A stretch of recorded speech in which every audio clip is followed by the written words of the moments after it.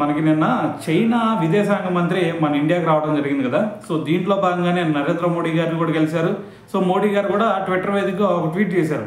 So ఇక నుంచి మనం చైనాతో చాలా మంచి మిత్రులుగా ఉండాలా, దాని తర్వాత ఇక నుంచి మనం శత్రువులు కాదు, ఇక నుంచి మనం ఒక మంచి మిత్రులు అని చెప్పేసి కూడా మోడీ గారు కూడా ఒక ట్వీట్ చేశారు. అయితే మరి ఇక్కడ దీని గురించి చాలామందిలో కూడా విశ్లేషకులు వాళ్ళ అభిప్రాయాలను అయితే తెలియజేస్తున్నారు. ఏమని, మనకి చైనాతో మనం కలిసాము, ఇది ఓకే, కానీ కాకపోతే మనకి చైనా అంత నమ్మదగ్గ కంట్రీయా అంటే కాదు అని చెప్పేసి చాలామంది మాట్లాడుతూ ఉన్నారు అనమాట.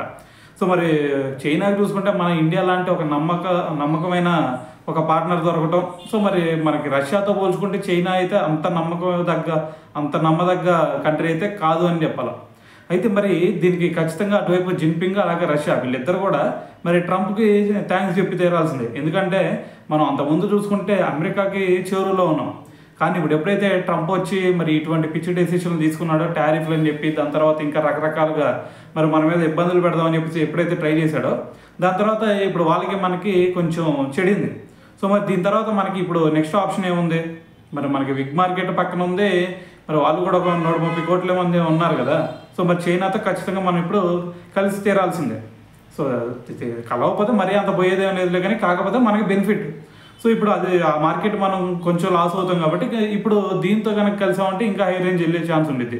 సో మరి దీంతో మరి మనకు మాత్రమే కాదు, ఇప్పుడు చైనాకు కూడా చాలా బెనిఫిట్ ఇప్పుడు మనకి, చైనాకు కూడా. ఎందుకంటే మరి 140 కోట్ల మంది మార్కెట్ ఇది.